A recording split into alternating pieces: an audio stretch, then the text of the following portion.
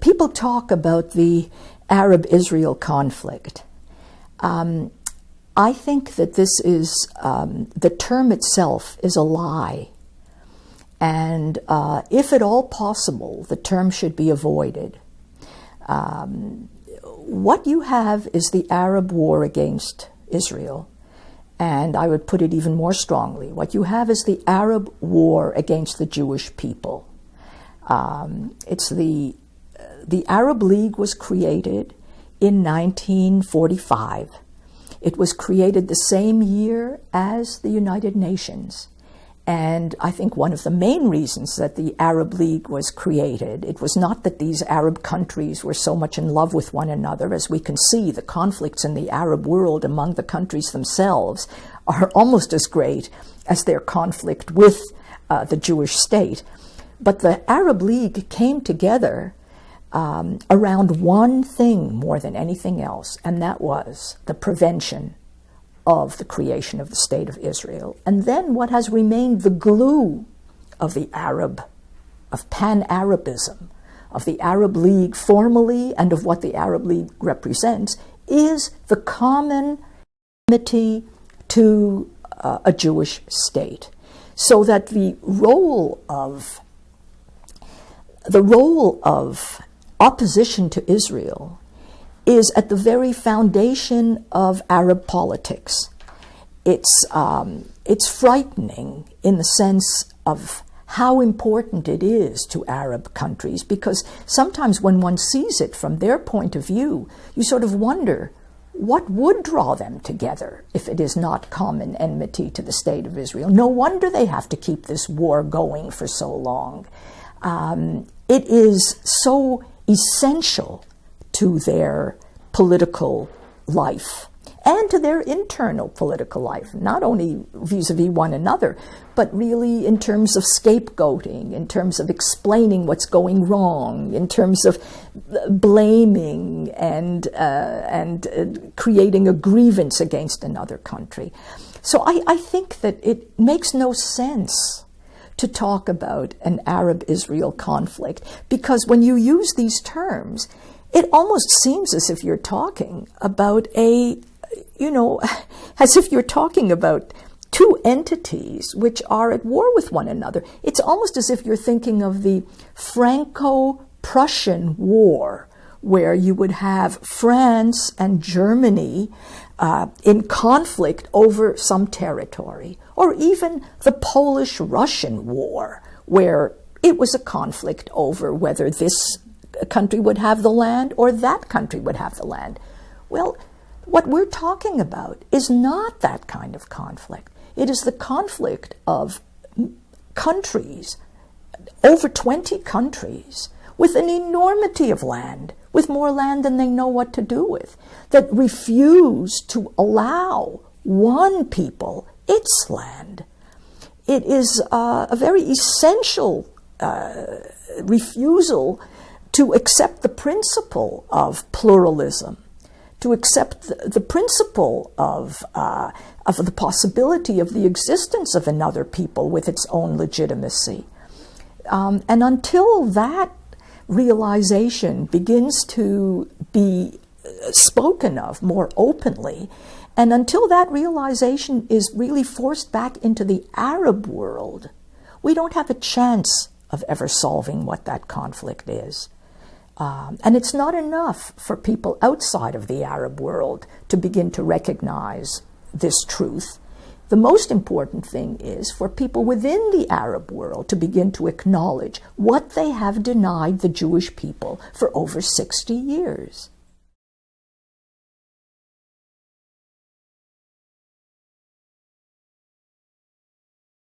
I think that anti-Zionism is simply the most recent and the most venomous form of anti-Semitism.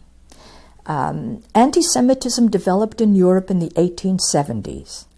It distinguished itself from anti-Judaism that had gone before.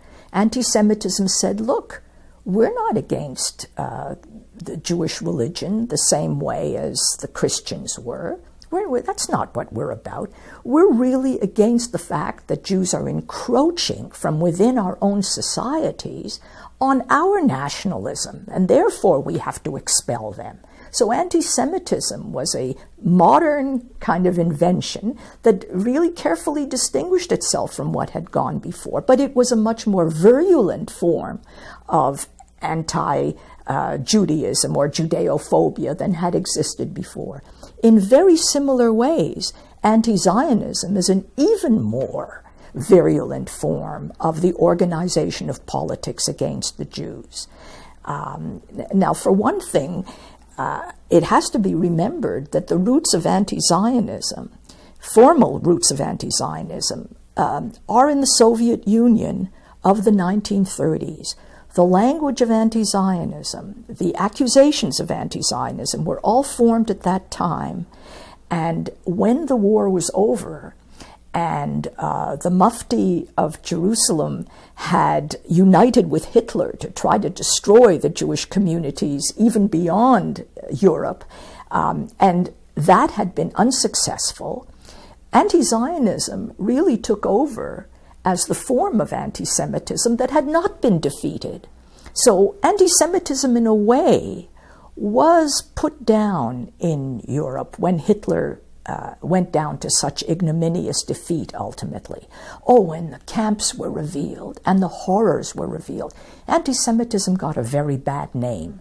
To this day, I don't think anyone enjoys being called an anti-Semite. And when you say to someone that they're anti-Semitic, they say, oh, no, we're not, we're something else.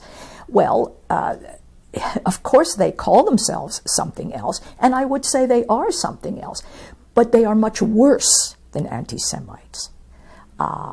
Because anti-Zionism incorporates in itself all that anti-Semitism was, and then goes one step beyond it to say that the Jewish people do not have a legitimate right to their homeland. This is something that anti-Semitism never said, interestingly enough.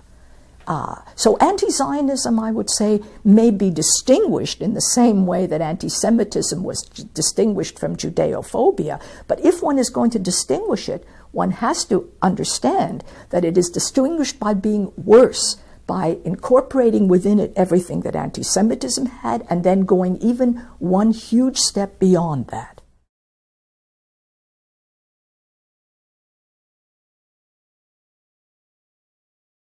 People often protest. They say, look, what's wrong with criticizing Israel? Don't I have a right to criticize Israel?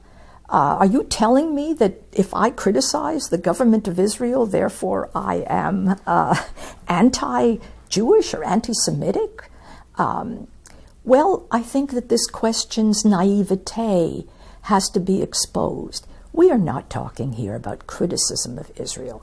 The war against Israel is a war of blame and grievance. It is a politics of blame and grievance. It is possible to criticize Israel for almost anything one wishes. The one thing that one cannot do is to hold it responsible for the suffering of the Palestinians. That is not criticism. That is, for one thing, a terrible lie, an inversion, and it is also preposterous. And it is, of course, anti-Semitic. So when people say, I'm only criticizing, it depends. I mean, I'm a critic. Who isn't critical? Jews are the most critical people in the world and very self-critical. And we know that everyone in Israel is critical of their society. That's what it is to be in a democracy. But this has nothing to do with criticism. This is holding Israel responsible for the suffering of Palestinians. Israel has nothing to do with the suffering of Palestinians. The Arabs are exclusively responsible for the suffering of Palestinians. They are exclusively to be blamed for having kept the Palestinians homeless. They are to be blamed for Arab refugees. They are to be blamed for not having resettled their refugees the way Israel was so careful to resettle Jewish refugees over all these years. They are to be blamed for fomenting terrorism, for wishing these people to become suicide bombers, for paying them to become suicide bombers. There is not a facet of Palestinian suffering for which the Arab peoples and Palestinian leadership is not responsible. So I think that it's more than anti-Semitism. I think that there's such a profound lie, there's such a profound inversion involved in holding Israel responsible for the suffering of Palestinians. And I would say that anyone who really cares about the Palestinians, I mean, if anyone really cares about them, the first thing they would have to do is to know that these people are going to have to be charged with taking charge of their own fate, and that the Arab world is going to have to start helping them instead of hindering them in that regard.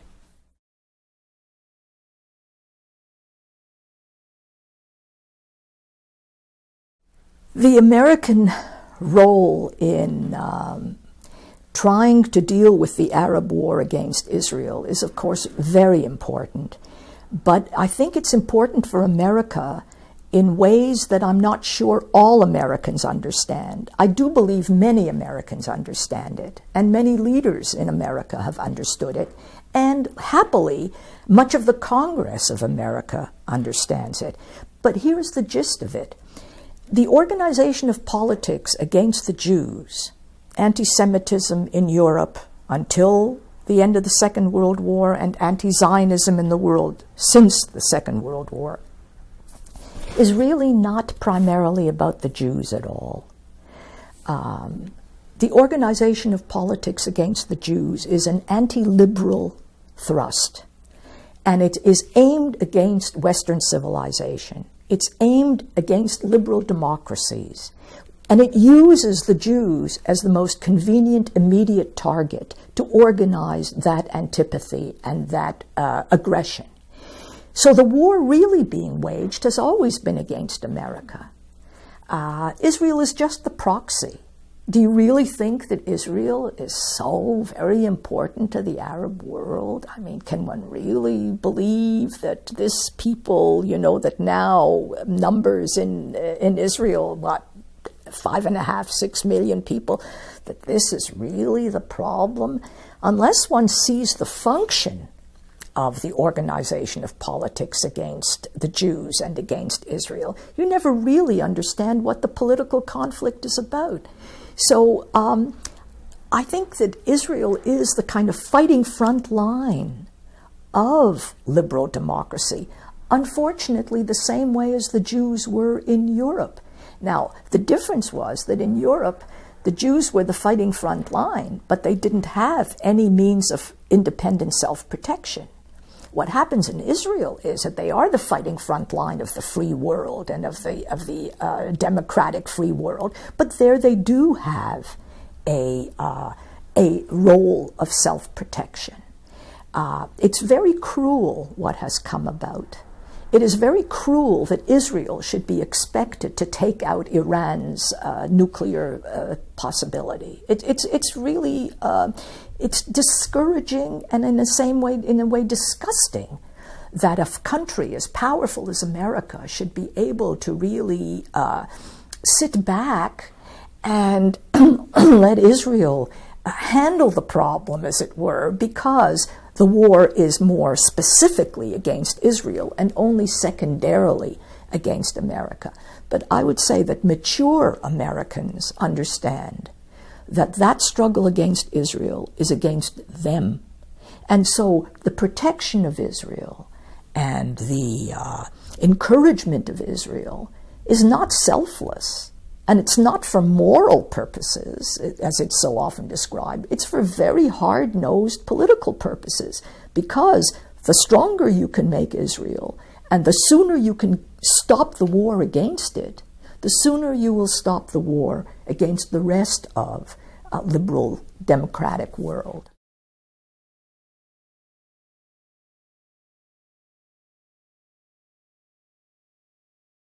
I think it's important not to minimize the role of aggression. No one wants to be aggressed against. And I think the people who least want to be aggressed against are genuine, a certain genuine kind of liberal. What do I mean by this genuine kind of liberal? I don't think that they are the most liberal in many senses of the word, but there's a certain kind of person that really believes in resolution, in conflict resolution. All problems are amenable to resolution. All people are really rational in their nature. If only one could do this, if only one could do that, one would bring about reconciliation. Anyone who thinks in those terms, who really does not recognize political aggression for what it is, if you want to call it evil, from our point of view, it's evil because it does not tolerate pluralism. It does not tolerate multiplicities. And so we see it as really, but anyone who does not really understand aggression in that way and who cannot tolerate it, what do they do? What do they do with real aggression?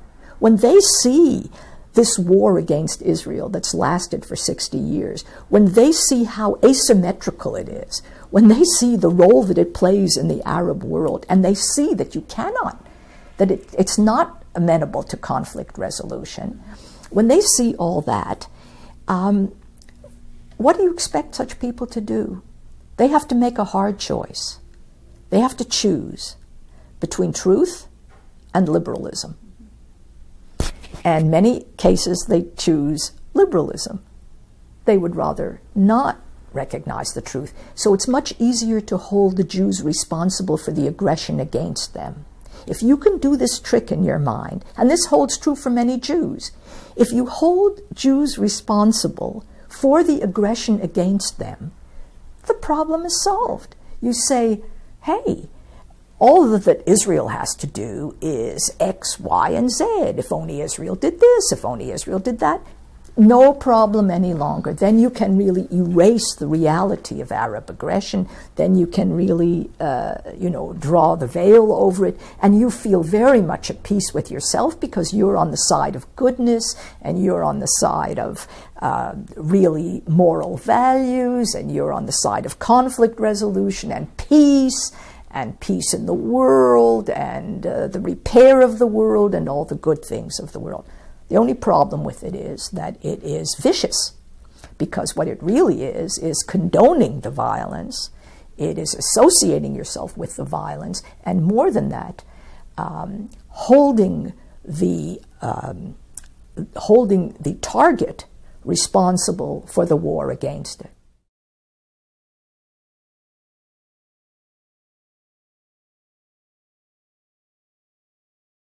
Rise of anti-Semitism on some campuses more than others is one of the most discouraging things that one sees in the university. It's not the only discouraging thing that one sees, but it's one of the most discouraging things. And I think that it has many causes. The most immediate cause is, and I don't think that this should be underestimated, a lot of Arab students have been paid by their governments over many, many years to agitate against Israel on campus. All these things that one sees, Apartheid Week and all the rest of it, look at the money. Look at Saudi investment in this. Look at who is financing this. If you look at the financing of all these anti-Israel organizations and movements, I think one would be much farther ahead in knowing what the root of this conflict is. That's number one. Secondly, you have the left. The left is not liberal, the illiberal left. In the 1930s, when communism was kind of at its peak, one of the things that it did was organize the vocabulary of anti-Zionism. And why against the Jews in particular? Interestingly, because the Jews were at that point the only polity that did not have a homeland of its own. So the French were supposed to transcend their Frenchness. The Germans were supposed to become internationalists by transcending their Germanists. The Russians were supposed to transcend their Russianists. Everyone was going to march forward to the great international through their particularism. But the Jews did not yet have a land. So it was said that the Jews were the rearguard action. Instead of marching forward into the great international, they were the only ones who were actually marching backward, right? So anti-Zionism became an obsession of communism, really. It became an obsessive interest of theirs. And it was the Soviet Union which first invented this language that Zionism was imperialism, that Zionism was there to displace the Arabs, that the Arab Revolution was being thwarted by Zionism. All that language comes out of the hard left. Now, this is so interesting. Nothing is left of that communist ideology. The only thing left of it is the anti-Zionism. So that anti-Zionism in the left, and in the left in the United States on campuses, is still there. I mean, people don't even know where it comes from, but it's there in the language, it's there in the history, and it's there in the mentality. And so you have on campuses a union, for example, between Arab students and leftists, and what else do they unite against and for? I mean, this is really one of the glues that keeps that together. So this is just, the tip of the iceberg, but I think that all these things do have explanations, and I think that as soon as one begins to look at the political and economic sources of many of these ideas and movements, one can really more readily understand them and how they work. The very painful question is of whose responsibility is it on a university campus to stop this. I would say that, there is a Yiddish expression that my mother loved very much. She would say, and this comes from the image of the herring, I suppose, but she would say, "Es stinkt von dem Kopf, nicht von die Fies." That when the stench comes from the head, not from the feet. What does this mean? It means that if something is going wrong, look to the top, look to the head of the organization, not to the rank and file. Of course, the people who should stop this in their tracks are the presidents. But at Harvard, you had a very interesting phenomenon. Lawrence Summers came in as the new president of Harvard.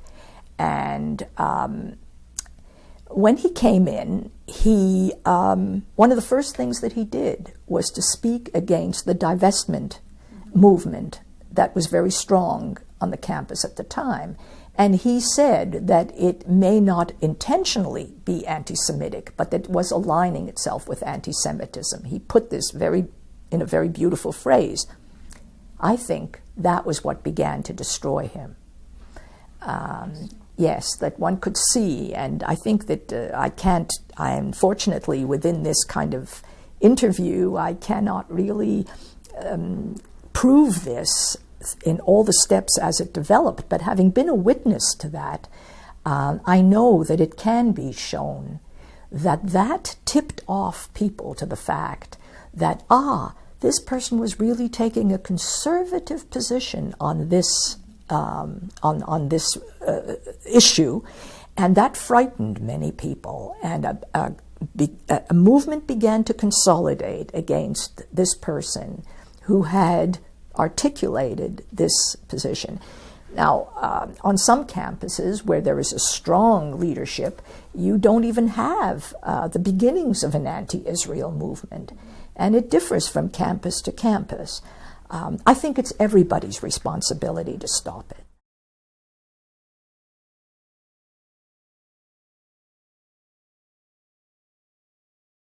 I think that students are legitimately disappointed in the professoriate.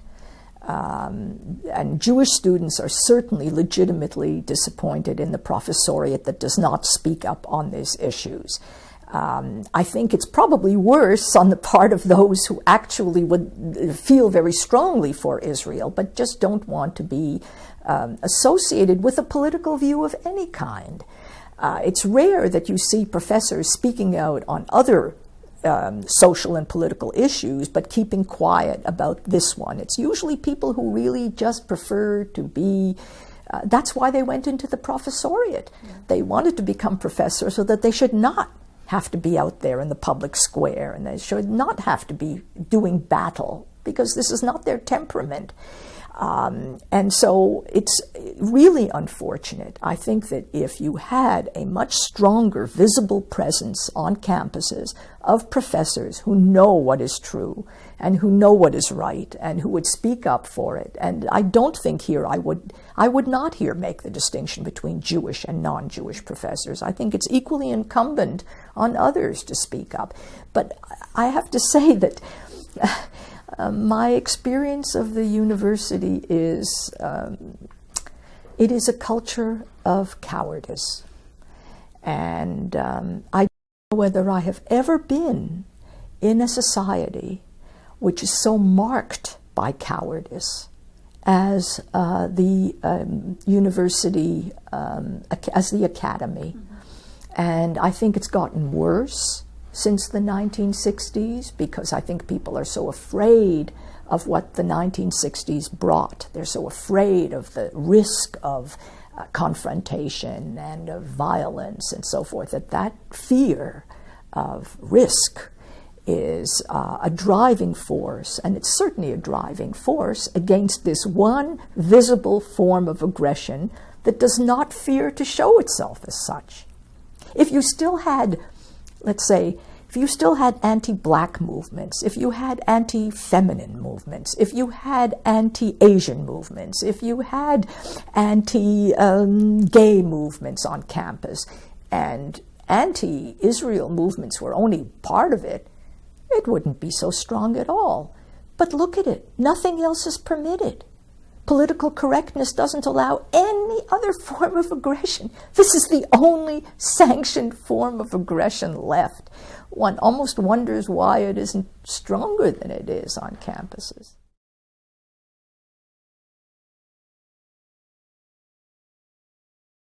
The question of where the line should be drawn between free speech and hate incitement is always, I think, is always local. In other words, each case has to be judged on its own merits. I would not favor anti-hate speech legislation. There is such legislation in Canada. Maybe it makes it easier to deal with some situations. There is such a thing in Germany about a denial of the Holocaust, for example. They're dealing with their own history. I would like to see the maximal amount of free speech that one can possibly tolerate, which is not pure incitement. But that's not the problem here. The problem is not that one side is there. The problem is that the whole rest of the campus, you see, is dormant.